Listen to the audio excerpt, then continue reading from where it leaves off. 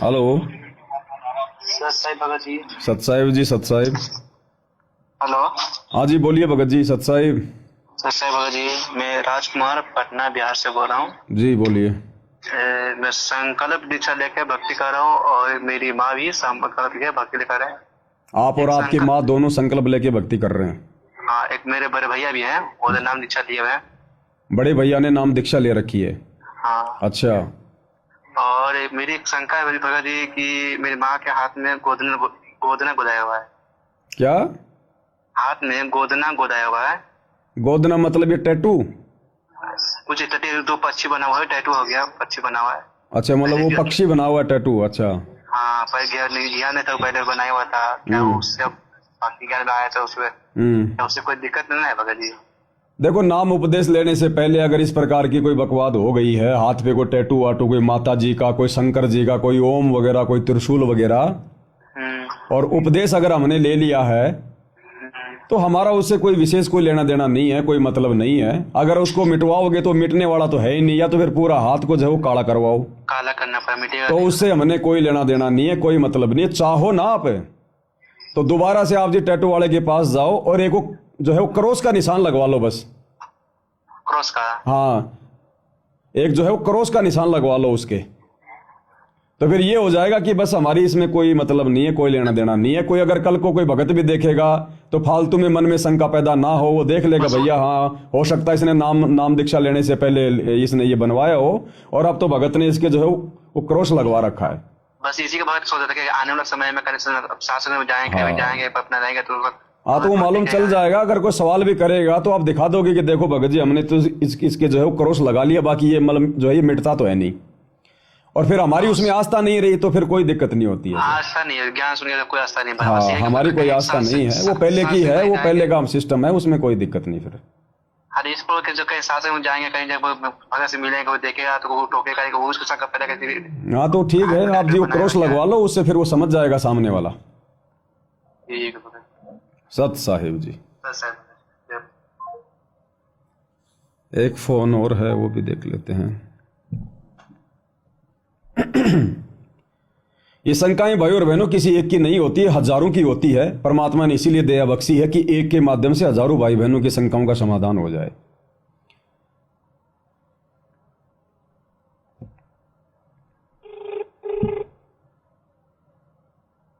Hello. Hello. सत साहिब बाबू जी। सत साहिब जी, सत साहिब।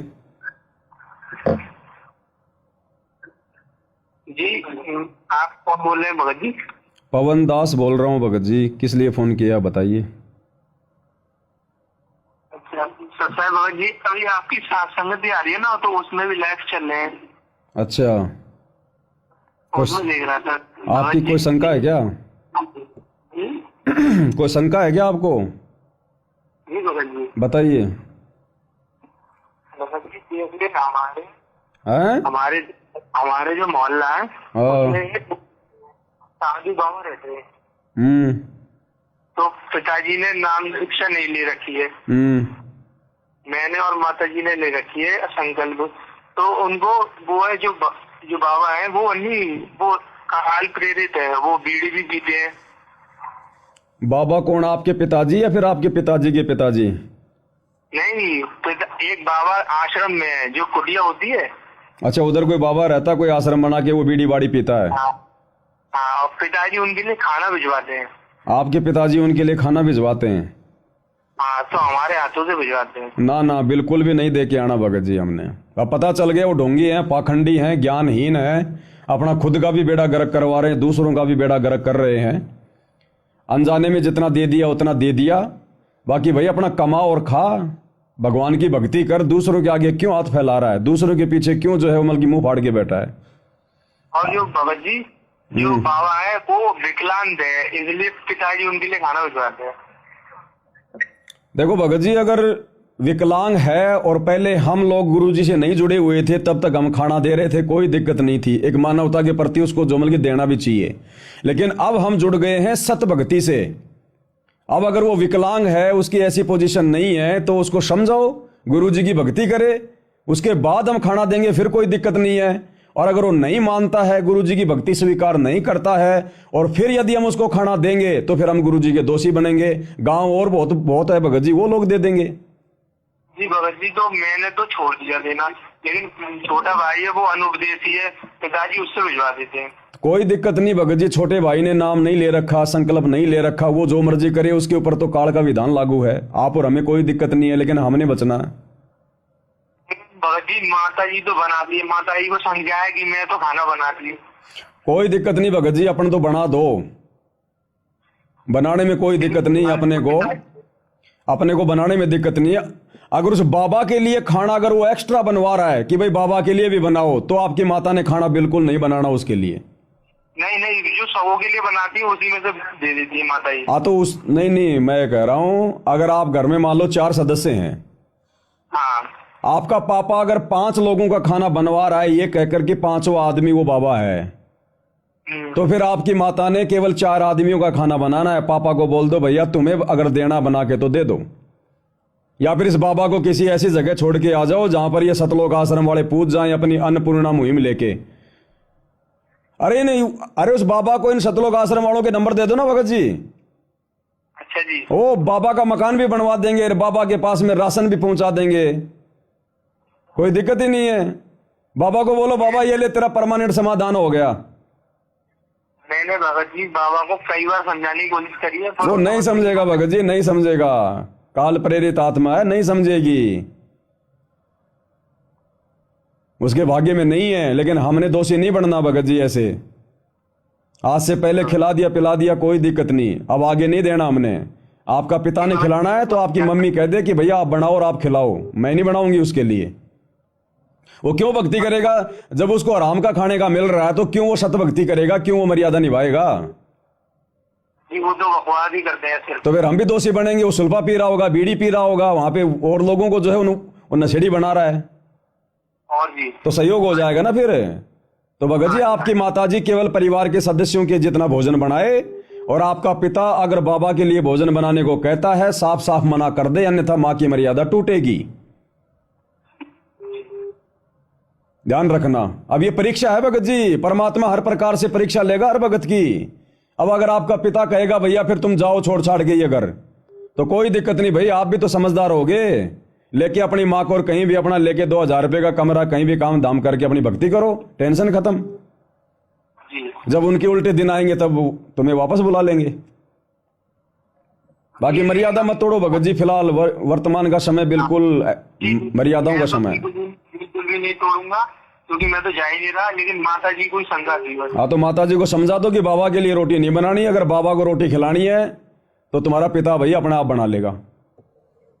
इन पाखंडियों को पालते पालते भगत जी 4 योग हो गए हमारे को। इन्होंने हमारे को गधे कुत्ते सुअर की योनि के अलावा और दूसरा कोई पाठ नहीं पढ़ाया। ठीक है। और जी भगत जी मैंने मैनेजमेंट से वो जीने की राह पुस्तक मंगाई थी। जीने की राह मेरे पास में नहीं है भगत जी। जी नहीं, मैंने जीने की राह पुस्तक मंगाई थी, तो जी मुझको कोई बाहर तो नहीं चला? ना ना कोई दिक्कत नहीं, परमात्मा की पुस्तक ऐसे पढ़ने से या किसी को देने से ऐसे कोई दिक्कत नहीं। वरना मैं उसके पैसे अपने गुरुजी के दान में निकाले रख सकता हूँ। हाँ वो आपकी मर्जी आपकी इच्छा भगत जी, दिक्कत कोई नहीं। जी पूछ रहा था मैं। हाँ, कोई दिक्कत नहीं। सत्साई। ये भाई और बहनों, आप और हमारे को 4 युग हो गए इन पाखंडियों को, इन तत्व ज्ञानहीन साधु संत महात्माओं को, शंकराचार्यों को पालते पालते। और ये हमें देते क्या है? शास्त्र विरुद्ध साधना। और शास्त्र विरुद्ध साधना करने वाला व्यक्ति परमात्मा का सबसे बड़ा अपराधी होता है। तो इन अपराधियों का पेट पालना हमारी जिम्मेदारी नहीं है। या तो इनको परमात्मा की जानकारी दो, इनको भक्ति पे लगाओ, अगर नहीं लगते हैं तो भैया फिर अपने हिसाब से अपना पेट भराओ, हमारी जिम्मेदारी नहीं अब इनकी, अन्यथा फिर हम दोषी बनेंगे।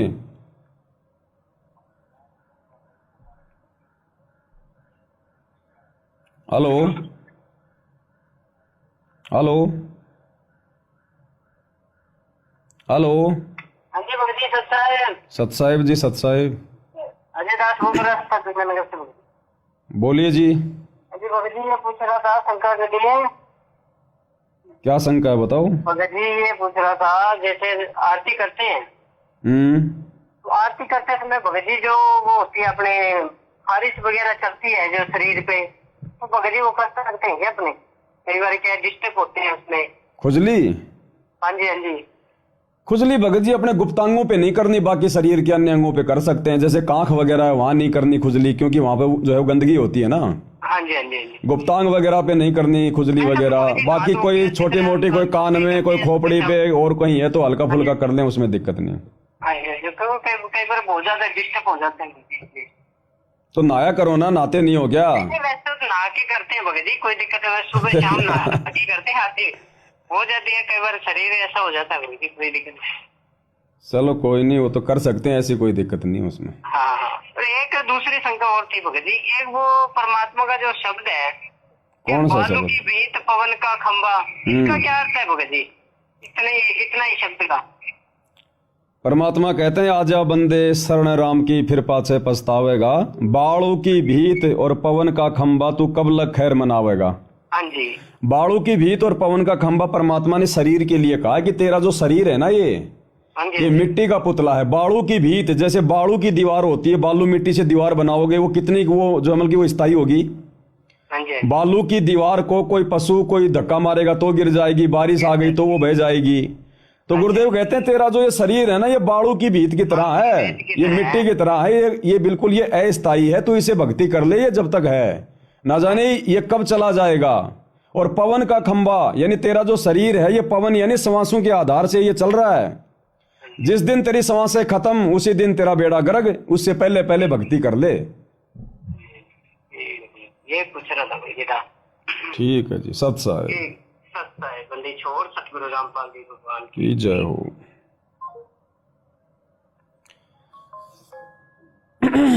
एक फोन और है भाई और बहनों, मिस कॉल आ जाते हैं, फिर दास कर लेता है फिर।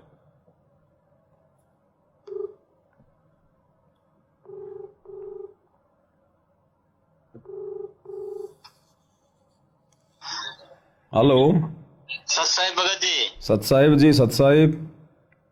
भगत जी मेरी शंका थी, मैं जैसे सतनाम का मंत्र कर दे ना। कहाँ से बोल रहे हो? गुजरात से बोल रहा हूँ। क्या नाम है?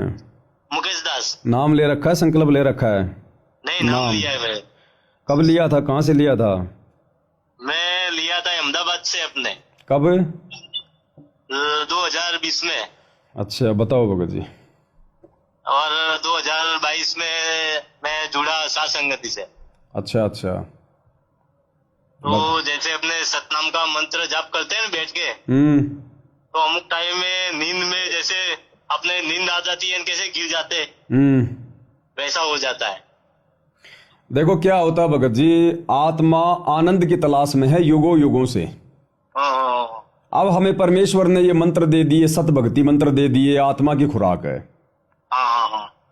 एक तो क्या होता है कि शुरुआत में जब हम नाम दीक्षा लेते हैं ना, और जब हम आरती करते हैं तो हमारे को आलस से आते हैं। आरती में हमारे को नींद आने लग जाएंगी, हमारे को जो है उबासी आने लग जाएंगे, जम्भाई आने लग जाएगी, है कि नहीं? तो वो तो क्या होता है कि शुरू में हमारे पास में इतनी भक्ति होती नहीं है, और परमात्मा ने हमारे को सत भक्ति दे दी, तो सत भक्ति से जुड़ते ही मन को ही अच्छा नहीं लगता। तो मन क्या करेगा, ऑब्जेक्शन करेगा, बात बात पे ये खुजली करेगा, नींद आएगी, उबासियां आएंगी, जम्बाई आएंगी, भक्ति करने का मन नहीं करेगा, मंत्र जाप करेंगे तो पहले उबासी आएगी। तो समाधान इसका यही है कि धीरे धीरे रे मनवा, धीरे सब कुछ होए, माली सींचे सो घड़ा, समय आए फल होए। हमने गुरु जी की भक्ति को करते रहना है। धीरे धीरे धीरे धीरे जब हमारी भक्ति का प्रभाव बढ़ेगा, आत्मा धीरे धीरे अपनी खुराक खाएगी, मन की खुराक डाउन होगी। क्योंकि जब हम भक्ति करेंगे, मर्यादाओं में रहेंगे, तो भगत जी आत्मा की जो खुराक है वो बढ़ेगी। और जो बकवादे हम किया करते थे पहले, उल्टा सीधा खाना पीना, घूमना फिरना, मौज मस्ती, आन उपासना, वो थी वो मन की खुराक है, उसको हम कर देंगे बंद, तो मन धीरे धीरे डाउन हो जाएगा, आत्मा धीरे धीरे भक्ति करके ऊपर उठेगी। तो उसके बाद फिर साल भर के बाद में धीरे धीरे जब आत्मा जब चार्ज हो जाती है ना, फिर ये समस्या धीरे धीरे फिर ये बंद हो जाती है। अगर आप मर्यादा में रहोगे और भक्ति करोगे, समस्या हमारी बंद हो जाएगी। फिर साल 2 साल 3 साल के बाद क्या होगा, जब हम सुमरण करेंगे तो फिर हमारे को ऑटोमेटिक मतलब हमारा ध्यान जो है मतलब सुन्न हो जाएगा, मतलब हमारे को एकदम से नींद का मतलब झटका सा आ जाएगा। ठीक है, वो क्यों आएगा? क्योंकि भगत जी आत्मा युगों युगों से इस परमात्मा की तड़प में, इस आनंद की जो है वो तड़प में घूम रही थी। अब वो आनंद तो भगत जी जब ये सतनाम का सुमरण करेंगे, हैं, परमात्मा का कोई चिंतन मनन करेंगे, तभी आएगा भगत जी ये आनंद तो बीच बीच में थोड़ा नींद का सा झटका आ जाएगा, लेकिन वो आएगा केवल इतना सा, और जब वो झटका आएगा ना हल्का सा, उसके बाद तुरंत एकदम से हम जागृत हो जाएंगे, फिर से 10 15 20 मंत्र कर लेंगे, फिर एक हल्का सा झटका आएगा। हाँ, ऐसा ही होता है मेरे को। हाँ तो ये कोई दिक्कत नहीं है, कोई विशेष कोई इसमें कोई मर्यादा टूटने वाली बात नहीं है। ये तो आत्मा भगत जी, जब आत्मा को अपनी खुराक मिलेगी तो वो तो भगत जी अपना असर दिखाएगी ना, आनंद तो आएगा ना। लेकिन हमने सो ही नहीं जाना है कि चलो सो ही जाता हूँ, नहीं सोचा। घूम लो, बाथरूम करने चले जाओ, थोड़ा घूम लो, कोई पानी वानी पी लो, फिर से भाग जाएगा सिस्टम, है ना। बाकी ये तो आएगा भगत जी, आत्मा को तो आनंद आएगा बड़े भाई। नहीं अच्छा ये पहले के समय में। और दूसरा क्या होता है भगत जी, देखो इसका रीजन क्या है, इसका बहुत गहरा रीजन है भगत जी। पहले क्या होता था कि जैसे लोग ये भक्ति करते थे, ओम नाम की साधना करने वाले, ये करने वाले, वो करने वाले, और ये ध्यान लगा के बैठ जाया करते थे, और इनकी समाधि लग जाया करती थी, क्योंकि इनके ऊपर किसी का कोई कंट्रोल नहीं होता था, इनकी समाधि लग जाती थी तुरंत इनकी। तो अब हम सत भक्ति कर रहे हैं, हमें तो ओम के बाप का मंत्र मिला हुआ है, कबीर भगवान का मंत्र, भगवान का। तो जब हम ये मंत्र जब हम ये करेंगे ना भगत जी, तो वो नींद का जो झटका सा आता है ना, वो असल में भगत जी हमारी समाधि लगनी थी। लेकिन गुरुदेव भगवान ने क्या कर रखा है भगत जी, सिस्टम ऐसा सेट कर दिया हमारा, क्योंकि काल के जाल में थोड़ी फंसने देंगे हमें परमात्मा, नहीं फंसने देंगे, नहीं फंसने। तो परमेश्वर हमारी समाधि लगने नहीं देंगे, हमारा ध्यान जो है किसी वो कमल में परमात्मा जाने नहीं देंगे, और ना हमारा मकसद किसी कमल में जाने का या ध्यान समाधि लगाने का है। लेकिन जब बैठ के मंत्र करेंगे शांति से, जो गुरुदेव ने कहा हुआ है कि शांति से भाई सुरती नृत्य मन और पवन से मंत्र करो ध्यान लगा के, तो जब वो नींद का झटका आता ना, अगर हमारे गुरु सतगुरु रामपाल जी नहीं होते, ये कबीर भगवान, और अगर हम इनकी मर्यादा में ना हो, और अगर इनका आशीर्वाद ना हो, तो भगत जी हमारी समाधि लगनी है वो, लेकिन परमात्मा लगने नहीं देता। मन तो कोशिश करेगा, वो तो नियम है, वो तो रूल है भगत जी। तो ये हमारी समाधियां लगनी थी, ये जो नींद आ रही थी ना, ये हमारी समाधि लगनी थी, ये हमारा किसी कमल में ध्यान जाना था। लेकिन जैसे ही हमारे को ऐसा हुआ, तुरंत परमात्मा हमारे को झटका दे देता है। ये है सिस्टम भगत जी। तो इसमें कोई जो है वो घबराने की या कोई डरने की आवश्यकता नहीं है। हमने और अच्छे से मर्यादाओं का ध्यान रखना है, और परमात्मा की भक्ति को इसी प्रकार से हमने करना है। नहीं अभी तो बहुत अच्छा है, साथ संगति जुड़ने के बाद तो बहुत अच्छा है। चलो मालिक की दया है, आपने तो आश्रमों की भी खीर खाई है गुरु जी की गैर हाजिरी में, अब साथ संगति में भी जुड़े हो, तो आपको तो फर्क तो महसूस हो रहा है। नहीं बहुत अच्छा है, बहुत है। पहले क्या बैठ के आरती करते थोड़ी आलस जैसे, अभी खड़े खड़े आरती कर रहे, जो अपने थाली की आरती उतारते तो एकदम मन तंदुरुस्त रहेगी अपनी। अब भगत जी परमात्मा मिल गया है, पहले पूरी जिंदगी हो गई हमारे को पत्थरों को भगवान मान के आरती उतारते हुए। और क्या होता भगत जी, देखो आत्माएं जो कर रही थी ना इन पत्थरों के आगे, देवी देवताओं के आगे जो आरतियां उतारा करती थी दीपक से, बेचारे खड़े होके आरती किया करते थे श्रद्धा भाव से। देखो विधि तो यही है परमात्मा की भक्ति की, लेकिन हमें परमात्मा का नहीं पता था, इसलिए हम उन पत्थरों को भगवान मान के आरती करते थे। अब हमें भगवान असली मिल गया गुरु रूप में, तो आरती तो हम वैसे ही करेंगे भगत जी, खड़े होके करेंगे, और मालिक की आरती भी उतारेंगे, सारे काम करेंगे, भोग भी लगाएंगे, क्योंकि हमें असली भगवान मिल गया, मार्ग मिल गया असली। वो बात अलग है, अगर किसी को कोई दिक्कत है खड़े होने में, या कोई ऐसी कोई प्रॉब्लम है, कोई एक्सीडेंटल है, या कोई माता बहनें जैसे कोई गर्भवती है, कोई और प्रॉब्लम है, तो चाहे बैठ के कर लो, लेट के कर लो, कोई दिक्कत नहीं। अगर हम स्वस्थ हैं, सही है, तो फिर हमने विधिवत ही आरती करनी चाहिए, अगर भगवान समझ में आ गया तो। बस है कि नहीं? सही। देखो आश्रम में गुरुजी भोग लगाया करते थे, तो गुरुजी भोग क्यों लगाते थे? इसलिए लगाते कि गुरुजी को कोई भगवान नहीं मान रहा था, इसलिए गुरुजी दाढ़ी मूंछ वाली फोटो को, उस कबीर वाली फोटो को भोग लगाया करते थे। और गुरुजी भोग लगाते थे तब क्या होता था, बैठ के लगाते थे या फिर खड़े होके लगाते थे? खड़े होके ही लगाते थे सब। आरती तो करते थे भोग की। तो गुरुजी हमें सिखा रहे थे कि नालायको, ऐसे ऐसे भगवान को भोग लगता है, और ऐसे ऐसे आरती भगवान की खड़े होके की जाती है। लेकिन वही बात है, हम गुरुजी को परमात्मा मान नहीं रहे थे। अब हमने गुरु को भगवान मान लिया, तो भगवान जैसा ही तो फिर व्यवहार करेंगे भगत जी, व्यवहार करना पड़ेगा। तो खड़े होके आरती भी करनी पड़ेगी भाई। बैठे बैठे करते बताओ, पूरी कितने युग बीत गए, हमारे को कुछ नहीं मिला, अब भगवान मिला है। अब गुरुजी कहते हैं आज तो तुम्हारे को दिक्कत आ रही है, है, और भक्ति हुई नहीं, गुरु प्रसन्न हुआ नहीं, कल को 84 में जाएगा फिर तू घोड़ा बनेगा। तो घोड़ा भगत जी हमेशा खड़ा ही रहता है, और घोड़ा कभी सोता भी नहीं है। तो फिर ये दुर्गति होगी फिर हमारी। आज हमें आधा घंटे खड़े होने में दिक्कत आ रही है, और वैसे भी हम कहीं कोई बस में जाते हैं, सीट नहीं मिलती, 4 घंटे हम लोग जो है मतलब वो खड़े होके तो जाते हैं। उस समय फिर बताओ फिर वो किसको हम लोग शिकायत करेंगे? अपने परमात्मा मिल गया है तो वही हिसाब से ही भक्ति करने की। तो ये तो श्रद्धा भाव के लिए भगत खड़ा होता है, सिर पे कोई वस्त्र डाल लेता है, माता बहनें अपनी कोई चुन्नी डाल लेती हैं, और आरती करेंगे, भगवान की करेंगे। आत्मा की खुराक देनी है भगत जी, आत्मा बेचारी भूखी बैठी है। अब काल तो रोकेगा, काल तो प्रयास करेगा, डगमग करेगा, भक्तों के माध्यम से पता नहीं क्या क्या शंका पैदा करेगा, तुम ड्रामा कर रहे हो, मनमाना आचरण कर रहे हो। अब हमारा तो ये आरती करना भी मनमाना आचरण हो गया, और आश्रम वालों का राजनीति, दुनिया भर की अड़ंगबाजी वो भी उनको अच्छी लग रही है। हाँ, दुनिया भर का आडंबर है उनके पास। तो एक 2-4 लोग जो इस पवन दास के ऊपर लाइव आते रहते हैं ना फालतू में, इनको भगत जी आश्रम वालों का आडंबर दिखाई नहीं दे रहा। काल केवल उनको इधर ही ध्यान दे रहा है कि पवन दास को रोको, आश्रम वाले तो मेरे कब्जे में, रोको तो सात संगतियों को रोको, आश्रम वाले तो काल के जाल में बैठे हैं। काल है सच्चाई के पीछे ही भागेगा वो, सच्चाई के पीछे। तो उनको उधर मैनेजमेंट वालों को जो है वो स्टेडियम बनाना, परशुराम की जयंती, कबीर जयंती, जाटों की धर्मशाला, वो अन्नपूर्णा में फालतू में अपना समय बर्बाद कर रहे हैं, स्टेडियम बना रहे हैं, हॉस्पिटल खोल रहे हैं, वो कमियां दिखाई नहीं दे रही लोगों को। बस पवन दास जो सात संगति के माध्यम से गुरु जी के आशीर्वाद से भक्तों का जो विश्वास जो बढ़ाने वाला कार्य कर रहा है, वो लोगों को दिखाई देगा कि ये गलत कर रहा है। तो ये काल करवा रहा भगत जी, वो नादान आत्मा बेचारी अपने कर्म फोड़ रही है। क्योंकि काल के जाल में फंस गए तो वही करेंगे। फंस गए भगत जी, काल बुद्धि पे बैठ जाएगा, फिर ढंग की बातें सोचने देगा क्या? दूसरी बात सोचने ही देगा।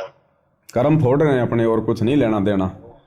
इन सात संगतियों को रोकने का प्रयास 12 साल से ना जाने काल ने कितना कर लिया, कुछ वो रोक पाया क्या? कुछ नहीं रोक पाया। तो भगवान ने चलाई है, तो भगत जी भगवान ही रोक सकता है, दूसरे की औकात नहीं है किसी की। नहीं है, मर्यादा होगी तो कोई रोक नहीं पाएगा। बिल्कुल, मर्यादा ही है मैं। ठीक है भगत जी, ठीक है सर, सत साहेब।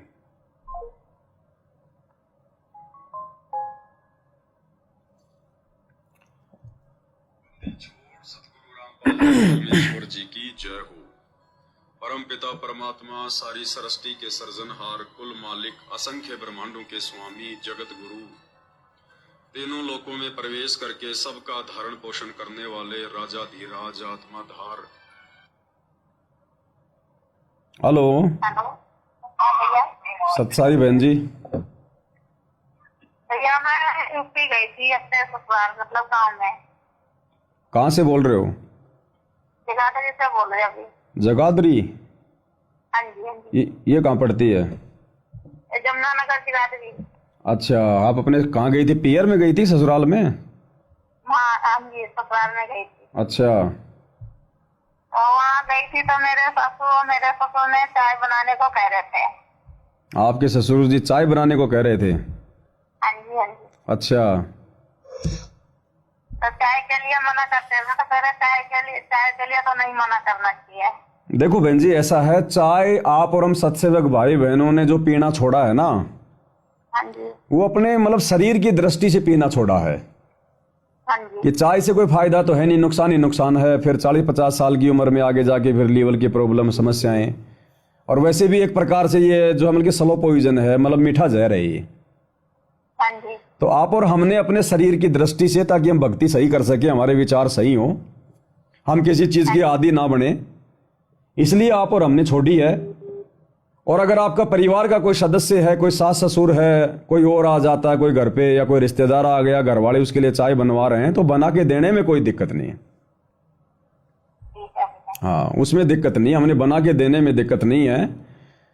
हाँ, यदि हम कोई चाय की फैक्ट्री में काम कर रहे हैं तो फिर थोड़ा सा मर्यादाओं के खिलाफ हो जाएगा फिर। अरे भैया, एक शंका समाधान हो। जैसे हमने गुरु जी को भोग लगाया, तो घर में मेरे सास ससुर ना मतलब बीड़ी पीते हैं। अच्छा। तो उनको प्रसाद देना चाहिए या नहीं? प्रसाद तो दे सकते हैं, प्रसाद देने में कोई दिक्कत नहीं है। बाकी बीड़ी बाड़ी पीने वाले को भोग की आरती में शामिल मत करना। नहीं। जैसे अगर सीना होता था ना, जब हम गए ना, तो जैसे गुरु जी का जहाँ दरबार है, हम आरती करते थे, गुरु जी का भोग लगाते थे, तो वहाँ वो जाते थे। वैसे तो देखो भाई, अगर परिवार का सदस्य है और अगर रह रहा है तो घर में आएगा भी जाएगा भी, लेकिन आप अपनी तरफ से थोड़ा बोल के रखो कि जी हमारी ऐसी ऐसी मर्यादा हैं। आप कोशिश करो कि आप उधर ना जाएं, बाकी आप अपना और कोई देख लो कहीं। मैं तो एक कोने में अपना थोड़ा सा सिस्टम कर रखा है। नहीं जाते थे, हाँ तो नहीं जाते हैं तो कोई दिक्कत नहीं है, उसमें कोई दिक्कत नहीं है। बाकी अगर आरती वारती का भोग का अगर कोई प्रसाद वगैरह, लेकिन कौन सा प्रसाद, ध्यान रखना बहन जी, केवल हलवा प्रसाद दे सकती हैं आप उनको। जो मखाने का प्रसाद है ना, वो नहीं देना हमने। चरणामृत और मखाने का प्रसाद किसी भी अनुपदेशी व्यक्ति को नहीं देना। नहीं, वो नहीं, जैसे खाने में जो भोग लगाया। हाँ, भंडारे दे सकते हैं, भंडारे का भोग लगा के हलवाराम दे सकते हैं, भंडारा खिलाओ भोग लगा के, उससे उनके भी जो है संस्कार बनेंगे। परमात्मा का भोग लगा खाएंगे तो कुछ तो संस्कार बनेंगे, भक्ति करने की प्रेरणा जगेगी। लेकिन वो वाला नहीं देना, वो मखाना प्रसाद जो नाम दीक्षा के समय गुरुजी देते हैं हमें रोजाना खाने के लिए, चरणामृत और मखाना प्रसाद किसी भी अनुपदेशी को नहीं देना। जगत वाले को दे सकते हैं, जैसे हमने भोग लगाया, जो गुरुजी ने भोग जा जाके नहीं देना है, जा जाके नहीं देना। अगर भोग लगाने के बाद कोई अगर आपके घर पे आया हुआ है तो दे सकते हैं, बाकी आपने पड़ोसियों को भी जाके नहीं देना। एक बारी ना भोग लगाया हमने, तो गुरुजी ने ना गिलास का पानी खाली करा था, उसमें आता। वो तो देखो बहन जी, परमात्मा को जब हम प्रार्थना करते हैं कि हे परमेश्वर आप अपनी पवित्र रसना से आप इसको पवित्र करो, तो परमात्मा है बहन जी धरती पे, वो तो भोजन ग्रहण करने तो आएगा ही आएगा, आशीर्वाद देने। और परमात्मा फिर इस प्रकार के थोड़े बहुत अपने भगत को विश्वास भी दिलाते हैं ना, भाई किसी का भोजन कम कर दिया, किसी का पानी कम कर दिया, तो मालिक विश्वास दिलाते हैं कि बच्चों ये कोई फालतू में नहीं हो रहा, ये भक्ति की एक ये प्रोसीजर है, ऐसा करने से जो भोजन है वो पापनाशक होता है। वहाँ हमारे वहाँ तो ऐसा है कि मतलब कोई बहम नहीं करता, जैसे हमने नाम ले रखा तो ससुराल में किसी ने बहम नहीं करा। अगर मेरा फूफा ससुर ना बीमार था तो वो आया तो उसको मैंने थोड़ा सा जलदान दे दिया वो प्रसाद का। ना ना ना, ये हमने गलती नहीं करनी है। कौन सा वो गुरुजी का जो भोग लगता है वो? हाँ जी। हाँ, वो वाला तो पानी दे सकते हैं, उसमें कोई दिक्कत नहीं है। वो जो है जो अमृत है वो हम जो है वो दे सकते हैं, लेकिन जो चरणामृत है और जो मखाने का प्रसाद है वो हमने किसी भी अनुपदेशी को नहीं देना है। उसके पीछे गुरुजी ने एक जो है हाँ, उसके पीछे गुरुजी ने एक रीजन बताया है। मैं आपको हमारे घर में कोई विरोधी भी नहीं है, जैसे हमने नाम ले रखा तो हम मतलब सास ससुर ने नहीं ले रखा तो कोई विरोध भी नहीं करता। दास आपको गुरुजी का एक सत्संग सुना देता है कि किसी भी अनुपदेशी व्यक्ति को चरणामृत और प्रसाद वगैरह क्यों नहीं देना है। ठीक है भैया, लेकिन मैंने चरणामृत आप ये सत्संग सुन लो गुरुजी का थोड़ा सा। एक समय गुरुदेव भगवान ने बताया कि ऐसे कोई बहन थी, वो आई गुरुजी के पास में और गुरुजी को कहने लगी कि गुरुजी मैंने ऐसे ऐसे आरती करने के बाद में अपने पड़ोसी के लड़के को जो कि अनुपदेशी था, मैंने उसको जो है प्रसाद दे दिया मखाने का। थोड़ी देर बाद में वो लड़का एकदम से ऐसे मतलब पागल सा हो गया, उसके अंदर कोई आत्मा वगैरह कोई प्रवेश कर गई, वो जो है मतलब बेहोश हो गया। अब उसके घर वाले हमारे घर वालों के साथ में लड़ाई झगड़ा करने आ गए कि इसने तुम्हारा प्रसाद खाया था, तुमने क्या मिला रखा था, ये वो। और थोड़ी देर बाद वो लड़का ठीक हो गया। फिर जब वो बहन आश्रम में गई, उसने गुरुजी को बताया तो गुरुजी ने कहा कि ये जो प्रसाद है ये परमात्मा की वाणियों से शब्द शक्ति से चार्ज है ये, और जब कोई भी आत्मा इसको खाएगी ना जिसने नाम नहीं ले रखा, और उसके अंदर कोई अगर कोई प्रेत आत्मा है, क्योंकि देखो बहन जी जो ये जगत वाले हैं ना, इनमें सबके अंदर इनके अंदर प्रेत आत्माएं हैं, सबके अंदर। अब वो बात अलग है कोई किसी को दुखी करता है या नहीं करता है। तो उसने तो मतलब उस बच्चे ने जैसे वो प्रसाद खाया, प्रसाद खाते ही वो जो प्रेत आत्मा उसके अंदर थी उसके ऊपर वो चोट लगने लगी, तो वो प्रेत आत्मा उसके शरीर से बाहर निकलने का प्रयास करने लगी। अब बाहर निकलने के प्रयास में लड़का हो गया दुखी, लड़का हो गया बेहोश। अब वो आत्मा निकलने के बाद में फिर लड़का होश में आ गया। तो इसलिए गुरुजी कहते हैं कि आपने किसी भी अनुपदेशी को इस प्रकार से ये चीजें नहीं देनी है, अन्यथा फिर वो आपके सिर हो जाएंगे और फालतू में आप हमारी भी बदनामी करवाओगे। ठीक है, तो सुन लीजिए गुरुदेव के मुख कमल से। अब क्या कि जैसे एक लड़की एक बेबे नाम ले रही थी अपना परमेश्वर कबीर जी का, और यहां से अपने घर गई मिश्री का प्रसाद, एक पड़ोस का बालक आ गया 8-9 वर्ष का बच्चा ने दिया थी, वो भी आ गया, उसको भी दे दिया। अब वो प्रसाद खाते ही लड़का अपने घर चला गया, घर जाते दोहरा आके गिर गया। अब वो पड़ोसी सर हो गए, पता नहीं इसने क्या खवा दिया हमारे बालक था ही, तने हमारा छोरा मार दिया। अब वह कहने लगी देखो वैसे तो आप कुछ भी कहो, ये इस बालक ने मरा तो नहीं, वो फिर ठीक हो गया, लेकिन 2 घंटे के बाद होश में आया। अब उस बहन ने बताया कि मैंने तो यही प्रसाद अपने बालका को दिया था, यही आपका दिया था, इन्हें पूछ लो चाहे मेरा कोई उद्देश्य। फिर उसने आके यहाँ बताया कि महाराज जी ऐसे ऐसे हमने उस लड़का था पड़ोस में, उसने प्रसाद दे दिया, उसको दौड़े आगे और मेरी तो जान न साका कर दिया उन्हें।